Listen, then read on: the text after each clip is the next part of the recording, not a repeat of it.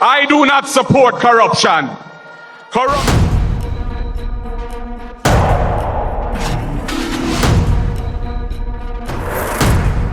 All I can say, if I were in your position, I would take with myself and hand over to someone else who is not compromised.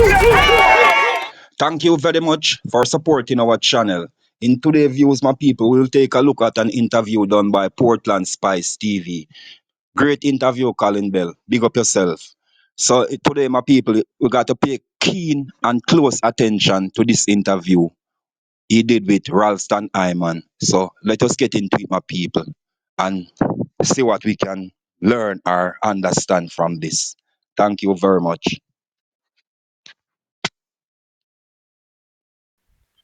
Ralston Hyman, the guru. Morning, Professor.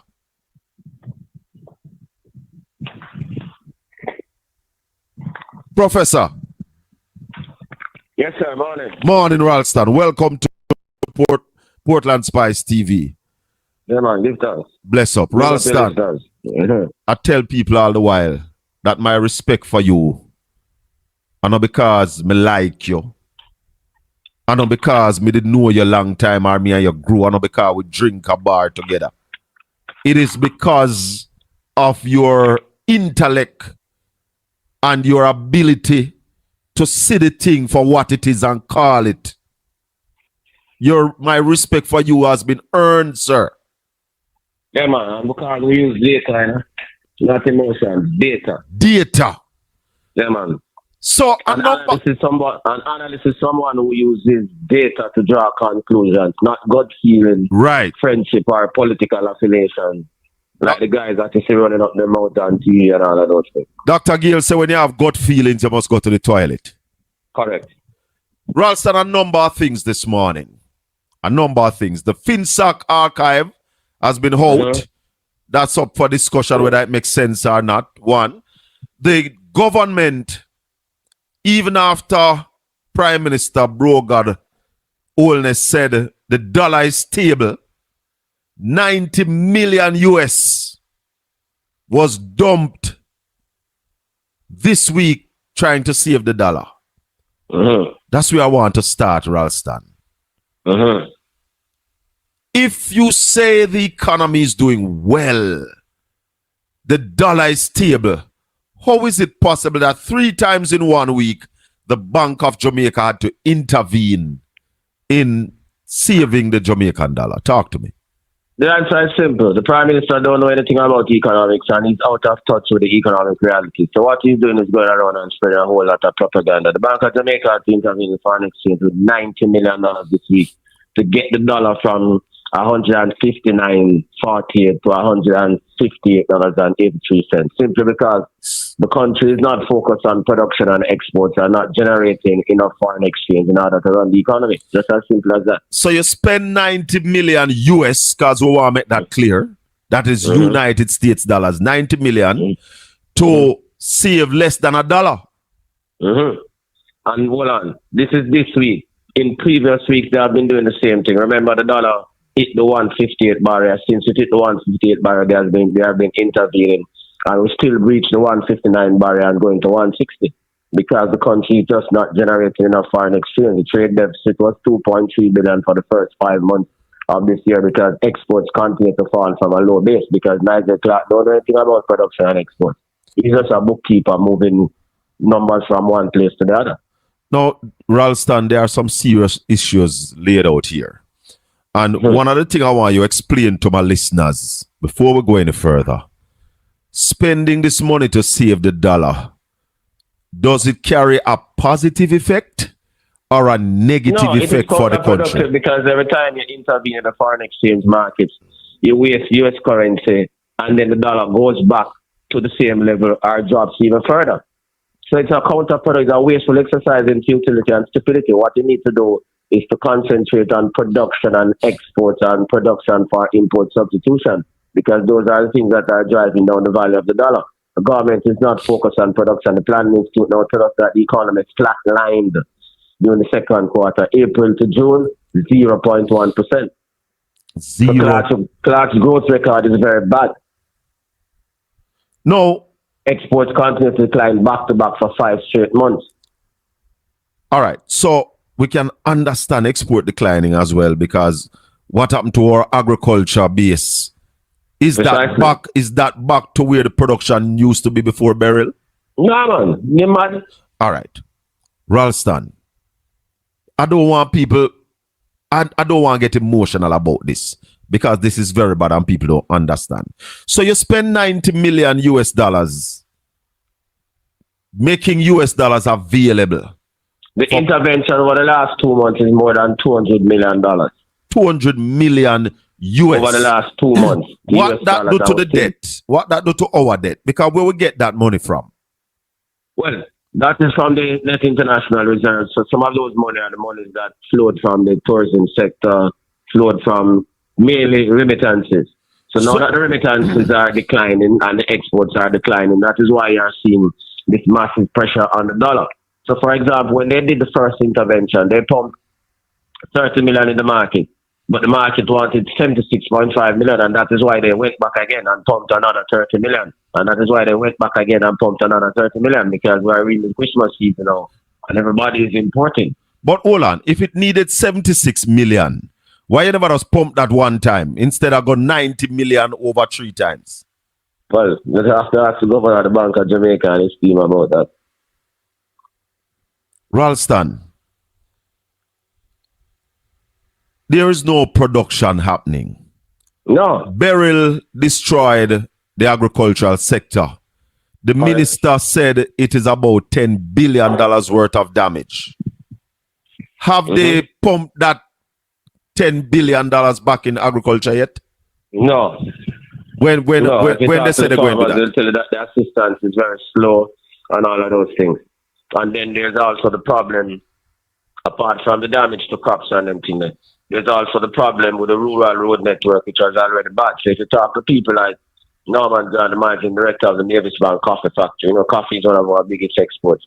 Right. They tell you that the road is in a devastating state and it is leading to an increase in production cost. They can't get to the farmers to get the coffee. The farmers can't move around. Right now, the people in Ugly Gap, which is one of the farming districts in terms of coffee, they say they can't leave their houses to go to the supermarket and to go to town to buy things because the road mash up. So how are they getting all the coffee? That's the point I'm making. Yeah. So they're saying it is difficult to get out the coffee in terms of the maintenance of the vehicles. So the cost of producing coffee is going up and the Japanese end is declining. So the Japanese are reluctant to pay more or to buy more coffee. Don't carry me too far yet. Those are the things that we're talking about. Yeah. Don't carry me too far yet, Ralston. I want to come back to the agriculture sector. Where coffee is a very big part of agriculture. Yeah, man. But where I want to zeroing on is the fact that $10 billion worth of damage. How much has the government put back in there so far?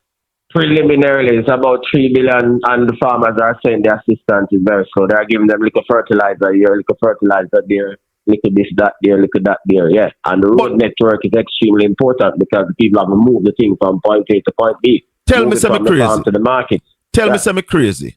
Wouldn't it make sense to pump the $10 billion as quick as possible back in agriculture so we can get production up and get the agriculture sector back to where it ought to be? That is if you had a government to understand economics and production. What Nigel Clark is doing, giving away $11.45 billion to win election rather than pump it into production. So that's where I was coming to. Simple. That $11 billion, wouldn't it be better spent pumping into agriculture, getting the sector back up, getting farmers excited? Of course. And ready. Yes.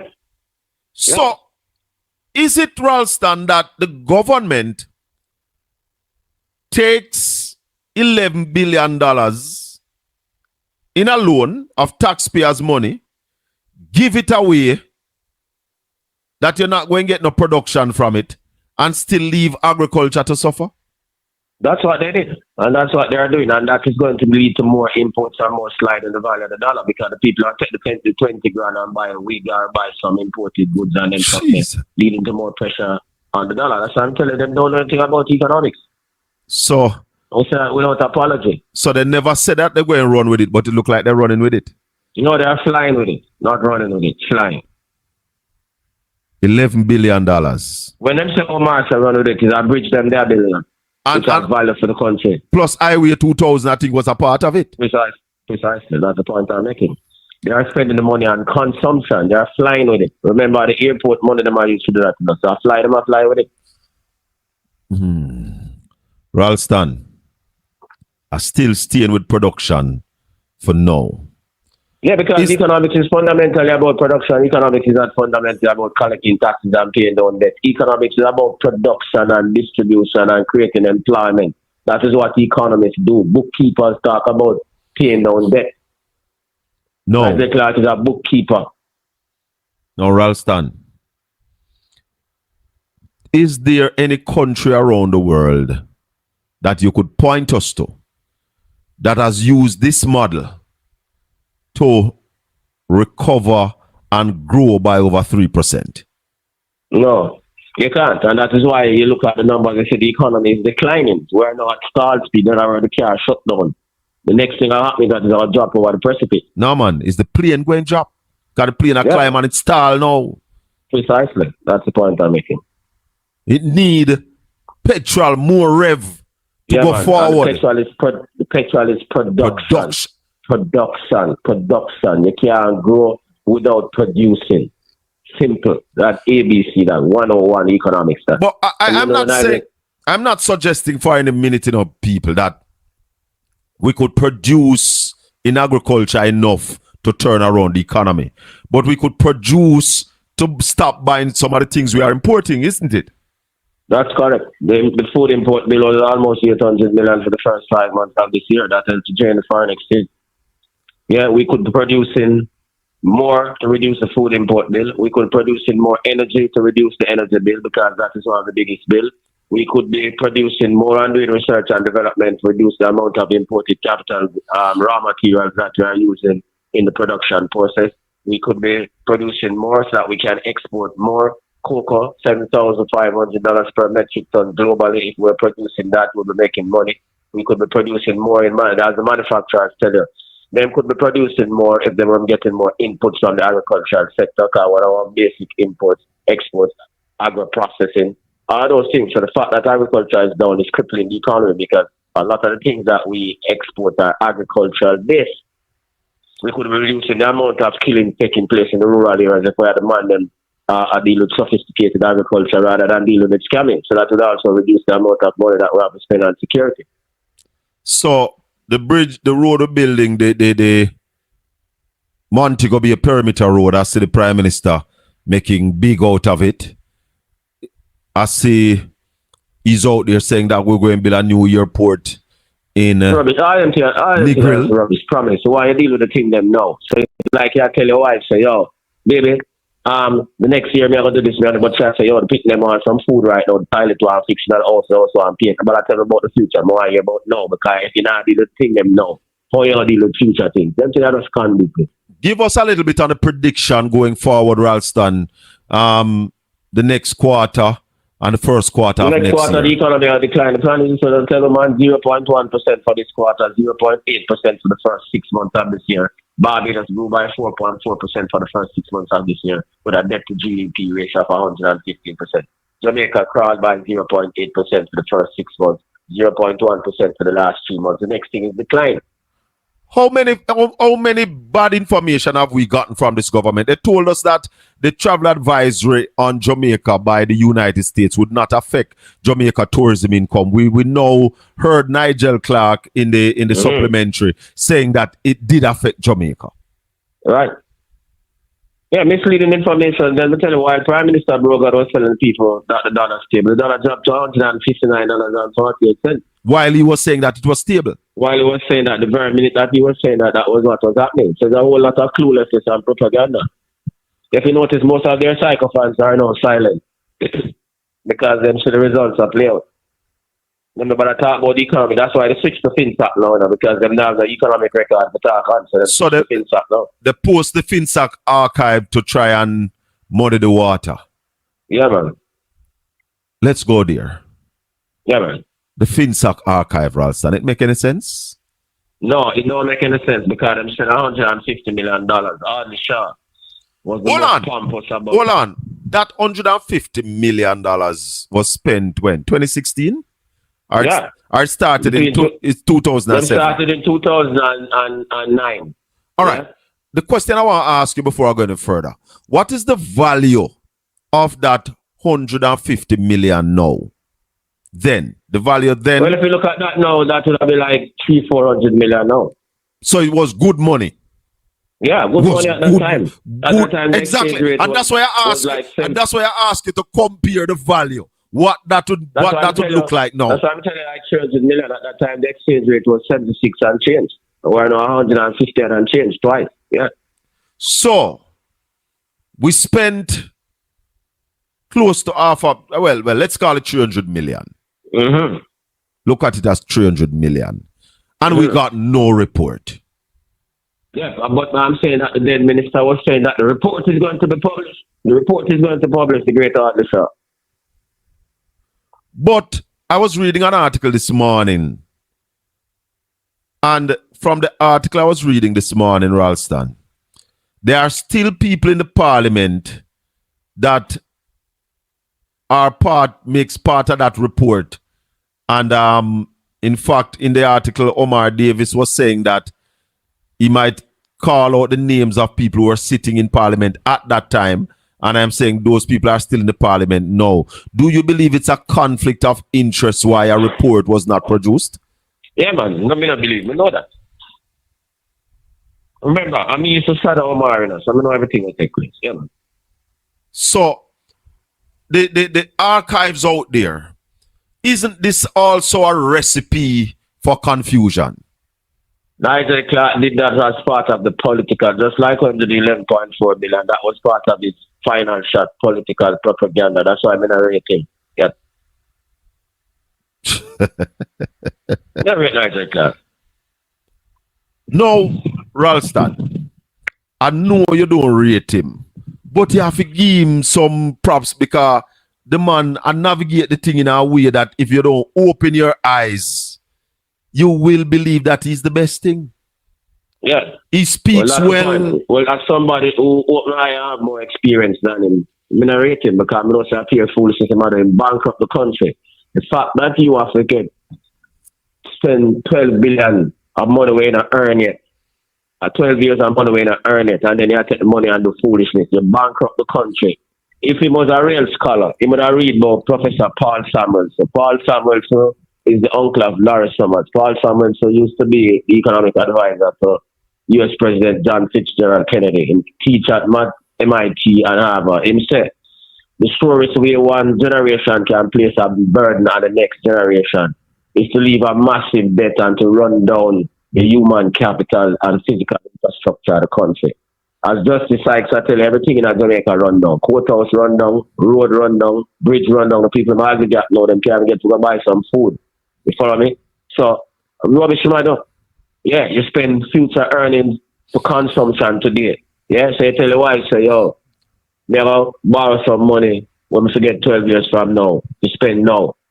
She sensible, she knows in the future that's for the people them. Bankrupt, you're bankrupt. When you have to use future money, it means that you're bankrupt. Nigel can't bankrupt the economy and leave the economy in decline, run down all the country's infrastructure. So how we can rate it? What is the importance, though, Ralston? Because there must be some importance of the tax return.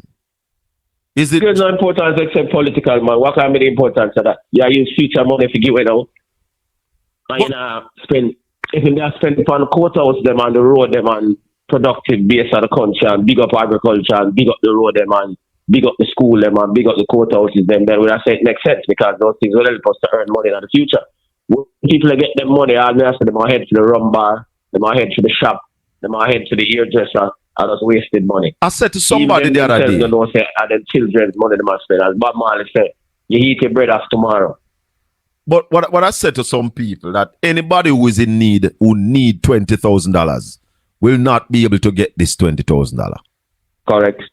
Anybody who needs, not want, needs $20,000, not in a position to get any. It's an outrageous vote buying exercise, man. A squander in the future. But Ralston, people say to you, say Guyana is giving $1,000 US to every household. Yeah, why Guyana is doing that? Guyana is producing. Guyana is the fastest growing economy in the world because of its mineral and oil resources. That's a completely different thing. They have the money, them can afford it. Them not give money with them not earn it. Them not give money with them earn already, and them know so them are gonna earn a bag of money down the road. Guyana is the fastest growing economy in the world. So let's explain. Hold on. Apart from Haiti, Jamaica is the slowest growing economy in the Caribbean. Remember that. So hold on. So Guyana is giving that money from money that they presently have. Yeah, man, oil resources. Right. Guyana full of money with them oil resources. So we'll make it simple to the listeners. This $11 billion that the government is giving away, they don't have it. They must sell the revenues that they're supposed to get from Manly Airport for the next 12 years in order to get them money there. What was that revenue used for leading up to this giveaway? Are we going back to it used to go to the consolidated fund, the budget, and them use it and do all kind of things. Anything that the government wanted. Precisely. So it's not. So does the government have enough to do all that they want to do? No. So remember, Nigel Clark couldn't fund the 45 billion when the budget was starting. So this is the source that him getting the money from. So this is a straight political gimmicks. Yeah, man. So they are using the country's resources for the future for political expediency. Yeah, for win election. No, simple. Put it straight. Are the people seeing that, Ralston? No. You are on the radio every day. No, not every day. 5 days a week. We have to make the people know that is a squandering of the future, but average man not see it. So it is our duty to let them know, because we're the fortress state and we're here to protect the country. We're not there to protect the political party and not die. Yeah? It's about Jamaica. Yeah. What is the opposition's responsibility in all of this? Tell the people what the government is going to use the money for, and to tell them of the dangers that is going to have for the future. Simple. And the people are going to listen to them? Well, they have to do it. So them can't say, boy, the people have not listen, so we not talk. If we never said that, we would have stopped talk already. But we have to talk. Yeah, repetition is the best form of pedagogy. So you have to repeat it. Yeah. Play it like a tune. Yeah, man. Because the truth is the truth, and that's what we talk here on a Saturday morning. Precisely. We're talking to Ralston Hyman, the #1 financial analyst in Jamaica. He's on Power 106 every morning, real business, from 9 to 11. Check him out and understand what is happening in the financial sector in Jamaica. Ralston, we know we're on FinSac, but this is something that has been on my mind for a couple of weeks, and I have to put it to you. You, Ralston Hyman, have been saying for years, a long time we are talk, and you've been saying that Dr. Nigel Clark was running the economy in favor of our banks. Mm-hmm. We also saw where Jackson brought table legislation in the parliament to change some of the ways the bank deals with the people. It went to a vote, and the present administration voted against it. So they voted in favor of the banks to continue to charge us for deposits and withdrawal and to keep our money. Mm-hmm. Now, we have seen where the Prime Minister, because the chairman of the Integrity Commission, said what they put in the report is not opinion. They are facts. So we see where the Integrity Commission said the Prime Minister is actively trading in stocks and bonds, doing business with the banks and seen as one bank as a premium client. Does that now come back to what you were saying, that they were running the country in the favor of the banks? Are those we all knew that. We all knew that. When the Jackson bill came up, everybody in the government came to Parliament and voted against the bill. You with me? We also, right now, even greater evidence right now, the Bank of Jamaica recently reduced the benchmark rate or the signal rate from 7% per annum to 6.5% per annum. And no bank has announced any rate reduction to any of their clients. Instead, they have raised the fees. Nigel Clark spent a whole lot of time in the parliament last week, and he never called upon the banks to reduce their lending rates to their clients.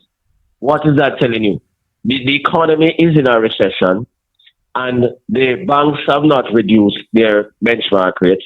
The Federal Reserve Board, the American Central Bank, which is the most powerful independent central bank in the world, reduced their rates by 50 basis points. The IMF and the World Bank says this now gives countries like Jamaica a chance to reduce their rates in order to accelerate growth. And the banks, led by Mrs. Audrey Tugwell anyway, the president of the Bankers Association, none of them reduced their lending rates. Instead, they reduced their fees. They increased their fees. Every single one, including the miscellaneous one. And the minister spoke in parliament, and the prime minister has been going around making all kinds of promises. And none of them called upon the banks to reduce their lending rates, fully knowing that you can't talk about economic growth with this kind of lending rates in the banking system. So it tells you. Simple. Ralston, let's go back to FinSac now. We could go back in. And there's a correlation between FinSac and banks, because it's the banks that created the problem with FinSac are part of the problem. So they are the ones, it's again the banking system. Ralston, trace the DNA of SSL for me. Can you? Well, one of the biggest contributors to the financial meltdown was the Eagle Group. Yeah? SSL was formerly what we call Paul Chenyong and Company. That was the stockbroking arm of the Eagle Group. You with me?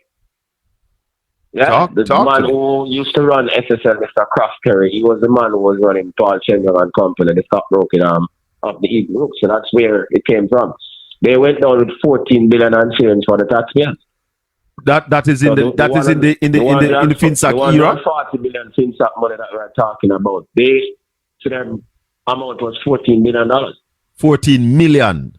Billion. And if we equate that today to today's money, that would be like 50 billion now. Hallelujah. Yep. Real money we're talking about, because back in the day, the dollar was better valued. Yeah, man. So the DNA of SSL come from down there, sir? Yeah, man, from the Eagle Group. The bloodline. Yeah, man. No, I said to you earlier, there are people presently in the parliament that was bailed out by FinSac. Isn't that so? I'll tell you, yeah, man. That's why you can't get the report. I wonder if any of them persons that are on the PNP side who got bailed out from No, FinSac. not right now. Well, I said nobody on the PNP side never get bailed out from FinSac. No, not right now. Yeah. Oh, not so who's in the current PNP setup. So which side then upon? I don't know. But people in the parliament. I have to tell why the report can't be published and why I get transcripts instead of the report. Are you confident, Ralston, that all the material unearthed by the inquiry has been uploaded to this archive? No, man, then you're Nigel Clark saying redact some of the information, man, and take out some of the information, because we would have followed the thing. At that time, I was the financial editor of the Sunday Herald, and we know of people who borrow money from Central National Bank and say them forgot to pay. $30 million US dollars. Them kind of $30 million US dollars are enough more money. The American born? Of course. Oh, an American born. Borrowed 30 billion. I will know who was the accountant in the place when he said that. Well, and 30 million, right? 30 million US dollars. There might be enchanted gardens in your place, like Carinosa. No, man, in a Ochi. Yeah, center and Ochi. And I said to you, Ralston, and that was the project that Port Antonio was destroyed for. The tourism sector in Port Antonio was destroyed to ensure that Enchanted Gardens was successful. Correct. Down there in Ocherios. Yep. So you see the history, my people. And then the man forgot to pay the loan. Yeah, we know who was the amateur accountant in the office when he forgot to pay the loan. Oh, it's I get the report. Is somebody in the parliament who was the accountant? Yeah, the amateur accountant at the time. Yeah. Oh my God. Yep. So can we then really say that there's a full archive of the FinSac from the FinSac inquiry? No, then Nigel Clark will tell himself, Nigel Clark himself to the people themselves not publish everything, man. So, man, then keep that. Or anybody going, I heard some academics talking about it and said that they are going to now look at it. But what can they find from it if everything is not there? Them never find nothing. Because if and them shouldn't even have to look on that to find out nothing. Because if them did not follow what go on in the country then time, then them would not know, so this is just rubbish. Ralston, yeah? Remember break up. What caused the meltdown in the 80s and 90s? Because that meltdown started from the 80s. All right, what caused it? Yeah. In 1989, when the government changed, February 2nd, 1989, when the government changed, right? Mr. Fiaga went over to the Bank of Jamaica. He was Minister of Finance. Remember, I used to have a bogus auction at 550 when he used to tell man, say, you can't come at the auction today, you can't come at the auction today. It was a market determined, a bogus auction. And then the dollar start move on and go over Bank of Jamaica and tell the man, and say, boy, the dollar will fly. Right? So when a finance minister says something like that, you know, say it has impact on the market. So the dollar starts fly to 650. Right? Then the PSOJ, the same PSOJ, that's why I never hear nothing from the PSOJ about this FinSac thing. Them tell Michael, say, yo, just liberalize everything and free up everything. Right? Yeah. So September 1990, we liberalize the economy. It means that you can go to the country with the amount of money and all of them things, right? You never have no appropriate regulations in terms of the banking sector. We never have no net international reserves. So you enough money talk about net international reserves, not for the money. When at that time the reserves were minus 500 million US dollars. You hear me? So we never have no money. We owe money. We're underwater. We owe money from the reserve. Precisely. So the Bank of Jamaica couldn't intervene at the foreign exchange market like what them have reserves and them can't intervene now. If I make a Omar, make them can't do them things now. Yes, and that's it. All right. Yeah. So as a result of that, now after liberalization, the dollar dropped from 7 to 21. Inflation jumped to 80%. Wow. Yeah. Yeah. We had a proliferation of banks and merchant banks and this and that and all kind of something. You follow me? Yeah. Right.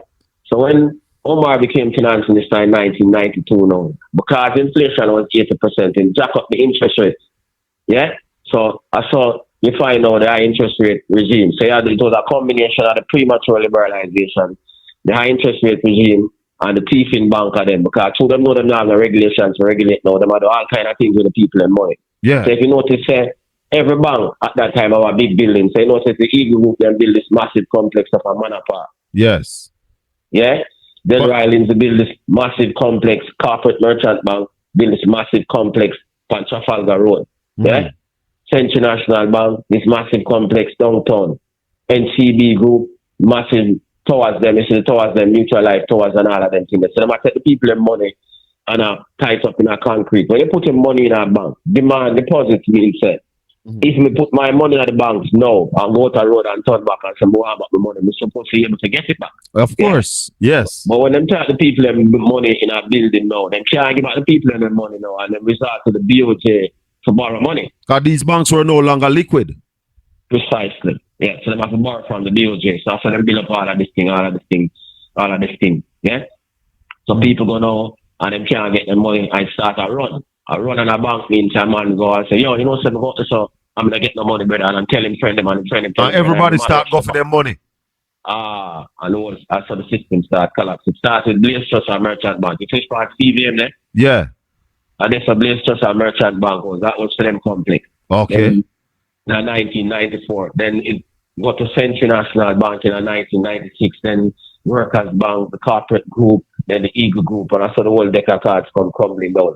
So you hear a lot of people know. Then I've claimed that FinSac was the problem. FinSac was the solution. FinSac was formed on January 29, 1997 by Omar, headed by Dr. Glaston Bonnet. What FinSac was to do now is to take off the bad debt where the banks them have. Yeah? But hold on, Ralston, before you reach up there, sir. You mentioned those banks. At that time, there were other banks in Jamaica. We had Scotia was in Jamaica at that time. Yeah, man, you have Scotia and Citibank, and them banks never go down because them banks they had the prudent things. Them man never get themselves mixed up in other world for garbage.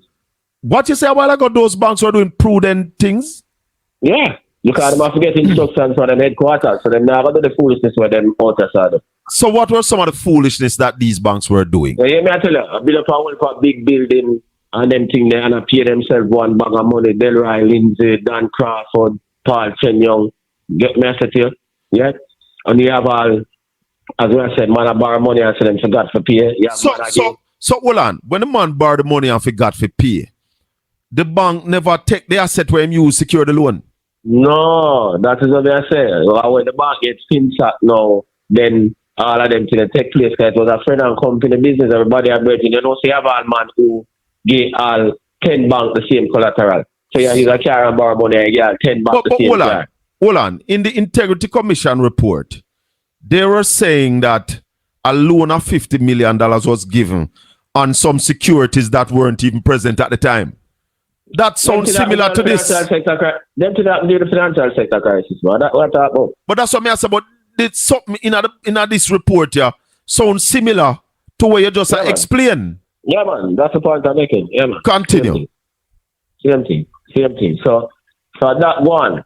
So when Omar found FinSac under Dr. Bonnick now, what FinSac, I take off all of the bad loans them and the bad debt them and try to sell them to get back the money that the Bank of Jamaica extended to most of these banks.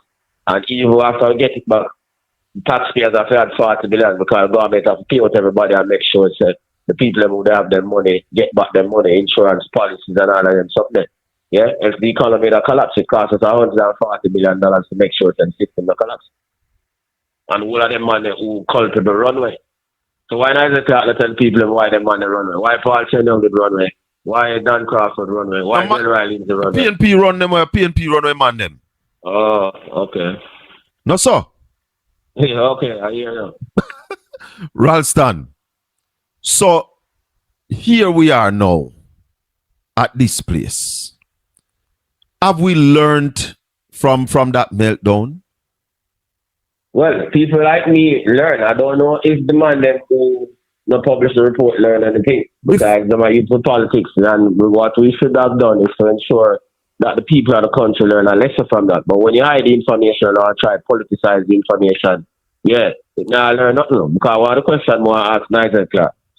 How is it that the Omar record better than your record off of FinSac?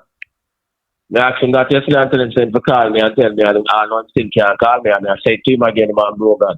How is it that Omar's economic record better than food record after the terrible things that me at FinSac? So for example, when Omar took over as finance minister, we never have no reserve, but I believe it was $2.4 billion. Mm-hmm. When Omar took over as finance minister, after FinSac, we're talking about 2007. How come the economy only grew by 3%? The last time the economy grew by 3% in 2007 after FinSac. How come poverty was 9% after FinSac and now Nigel Clark poverty are more than 20%? How come the economy grew by 3% after FinSac and Nigel Clark rate now is 0.1%? How come? Yeah? But hold on, Ralston, you just said poverty is 20%. Yeah. But how explain, make this make sense for me. We have the lowest unemployment ever in Jamaica. Right. But poverty is up. Poverty is 20%. Because what you call employment? What kind of work the people, man? What cost of living? After FinSac, inflation was 5%. Inflation is now 5.7%. Nigel Clark needs to explain anything there. I want to ask you something about. Since I'm a magician and I'm a genius, you need to explain all of that. Help me with this, Ralston. In the 90s, before the meltdown and during the meltdown, what were the structures in place to supervise, protect the banking sector? We never have none, and that is why Omar upgraded the banking act. That is why Omar created the Financial Services Commission. That is why Omar created the Jamaica Deposit Insurance Corporation. None of those things existed before Omar became finance minister. What is the role of the Financial Service Commission?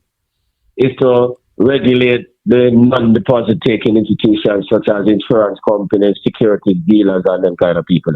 And that includes places like SSL? Yeah, man. Mm-hmm.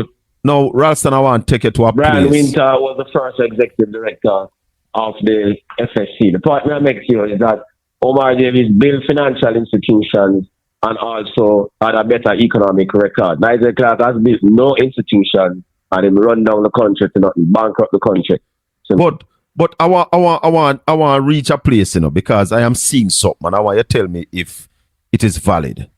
So the FSC, when the SSL saga break, the chairman of the FSC resigned. You remember that? mm-hmm. Why did he resign? Can you remember? You know them fired. Why? Because them say him talk out a turn.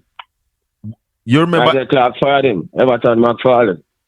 But was it that they were saying that him never report on SSL? No. Nigel Clark said he couldn't find the report. But when Nigel Clark found the report in his office, what happened? Nothing never happened. So He not address it. In Nigel Clark never said more about SSL until you send both talk about the money where they are. but the man, the All when the chairman. computer then get all when the 5 computer then get teeth. Whatever you know about Nigel Clark. But Olan Ralston, the chairman, was fired because they are saying that him never do him work.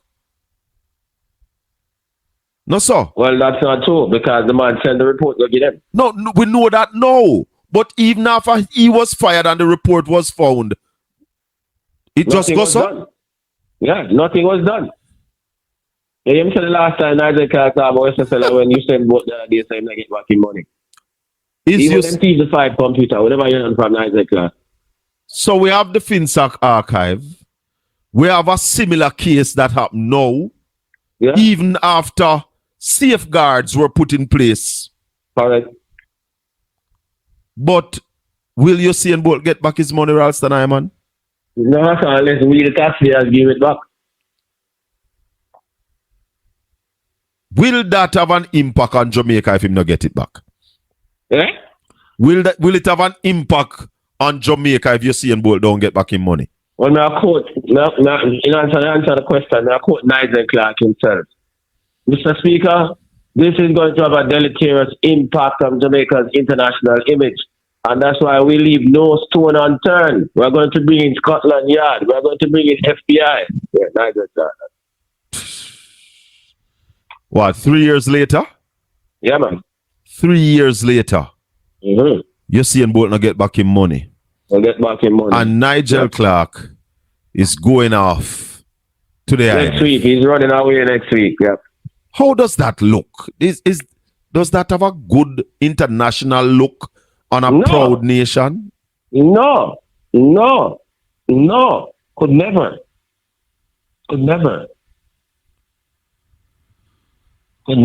What is the way forward, Ralston?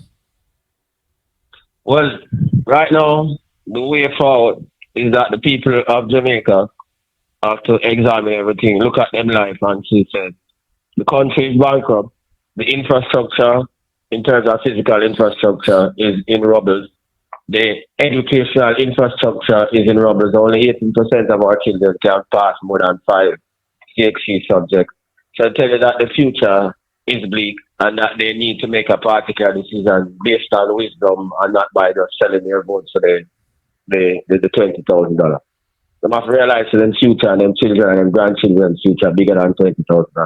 And then make that appropriate decision. When are we going to see a ramp up of any sort of production in Jamaica so that an economy can be grown out of real earnings? Well, I mean, it is very hard to tell you how that is going to happen on the current dispensation because Nigel Clark is leaving and the whoever becomes the new finance minister, I'll just follow what him did do.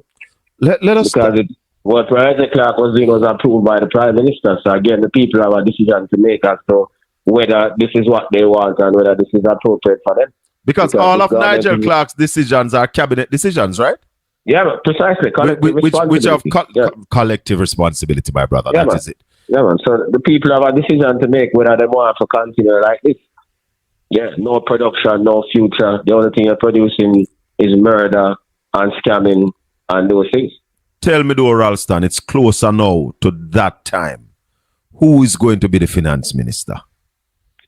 Well, I hear they're touting this fella named Alak Jean. Name what? Alak Jean, an Indian fellow. So they have not told us officially, but we hear that in the rumor mill. Alak John, who was an accountant and used to work with PricewaterhouseCoopers, who would have said he's an advisor to the Prime Minister. So if he's an advisor to the Prime Minister and these are the policies that are being pursued, as I say, you're going to get more of the same. Yeah, that sounds correct. Yeah, but I've never heard this name before. Yeah, man. Yeah, man. He used to work with Pricewaterhouse. I knew his father was. So he's gonna be he's gonna be the junior minister. Yeah, man. That's not the question I ask you, Ralston. Who going to be the minister? Well, I don't know who is going to be the minister because it is difficult for the Prime Minister to become the minister with his record and his current problems with the IC. That would be a very bad decision, and that's something that the people of Jamaica must not accept. Cannot accept that. Yeah, he must clear his name before him can become no finance minister around here. Yeah, in fact, he need to resign as Prime Minister and go clear his name.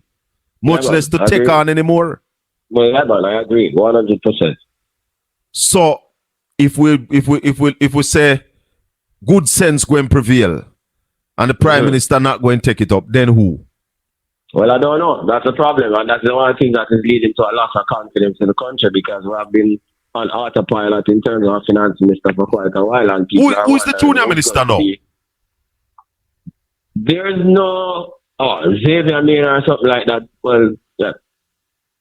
So there's no body of consequences. Xavier Mayer is the junior minister, but I've never heard him spoke on the issue. No, man. Nigel Clark run everything, man. Nigel Clark run the country. But then even since Nigel decided to leave, you know, think him should have put some responsibility upon him and yeah, of course. But again, them not have the confidence now, so they might look elsewhere. So why did they put him there as junior minister? I don't understand. Yeah, that's why they might look for somebody outside because they don't have the confidence now. So that don't make sense. Somebody's saying that with all the turmoil and the information coming out now in Jamaica, they think Gene and Panton should be released from jail. Well, boys, they might really have a rather sacrificial lamb, brother. You think Flavor will go and get the nod? No, man, that would have been a monumental exercise in stupidity, man. You can't remember the education ministry. All right, so if not Flavor, then Ralston, who? Give me a name. I don't know, sir. I can't tell you because the argument was that the Prime Minister would go there and they would have Alak as the junior minister, but the Prime Minister can't go there. Cannot touch it.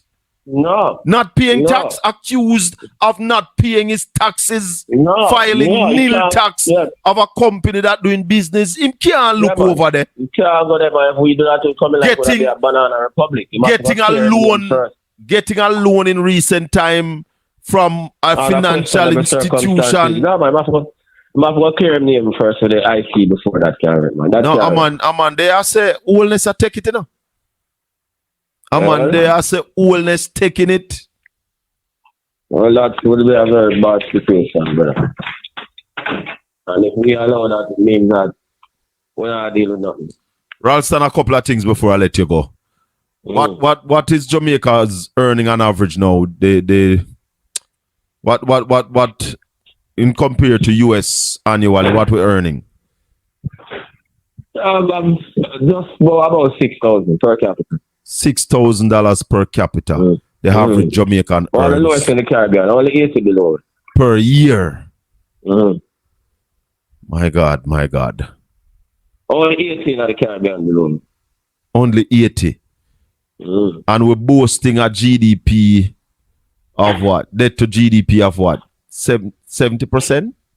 72%, and I'm saying it's all go down to 67%. Ralston, finally, before you go, explain to my people before me. Because there are countries that have low GDP, countries like Trinidad and Tobago, Kuwait, Saudi Arabia. And you wonder why their GDP is so low, and then you sound like Jamaica's GDP going down is not a good thing because you have countries like the United States where their GDP is like 125%, China nearly 200%. Explain to me what happened in that scenario. The countries with the fastest the highest debt to GDP ratio are the fastest growing economies in the entire world. Because the whole thing about government intervention, President Biden's initiative and all of those things help to drive GDP higher. So if you look at the fastest growing economies, America is 125%. China is 253%. Japan is 258%. The United Kingdom and Great Britain, we'll call mother countries, 100%. France is 107%. All those economies, the top economies in the world, they have high debt to GDP ratios because they have good social security programs that have to be funded by government. And they have proper infrastructure, proper education, proper this. That's why they grow faster. And when they borrow, they put it into production. Yep. Simple. All right. So that's why they grow faster. So tell me about the countries with the low GDP, the Kuwaits, the Trinidad, the Saudi Arabia. You know what is peculiar about all those countries? Them have oil. All right. Simple. So them have income coming in. They're generating their income. Precisely. Them have them own money. Everybody has to buy oil because we live in an energy intensive economy. Simple. Answer to them things are simple. Them things are simple economics. And the Jamaica's economy now, what is happening to us in terms of our GDP, where we need to go so that we can live a better life? We have to start producing more. So it means that we have to be spending more on agriculture, the rural road network, spending more on education, more on research and development, focusing more on exports. You with me? Those things. Build out our infrastructure, build out our technology, educate our people properly. Because if you don't have educated people, you can't have high value production. So that's why, despite the low levels of unemployment, the people support. Because they're not going to work. They're not going to China send things from China. Yeah? Or a talk on phone to people. That is not high value work. Wow. Somebody's asking if the Prime Minister have a degree in economics. No, they have some form of development, something like that, I'm saying that. Oh, okay. Ralston, anything you want to leave with us before you go? Well, what we're saying to the people of Jamaica, the fact that you have to be selling future earnings to fund current consumption means that you are getting poorer and poorer. You just bring it to a household level. If you have to spend money when you earn it in order to live now, it tells you that you need to start producing more because you are bankrupt. Simple. Ralston Hyman, Real Business, Power 106, Mondays to Fridays from 9 to 11. Blessings and thanks, my brother. All right. Always a pleasure. One love. One love. Yeah. You get a lesson this morning. Loyal viewers and subscribers, honorable people, give thanks for your support to the Avenue. Know that I appreciate. And I would have said it to him if we were still in the house. All I can say, if I were in your position, I would. Please subscribe to the channel and help us reach 1,000 subscribers. Thank you. United we win.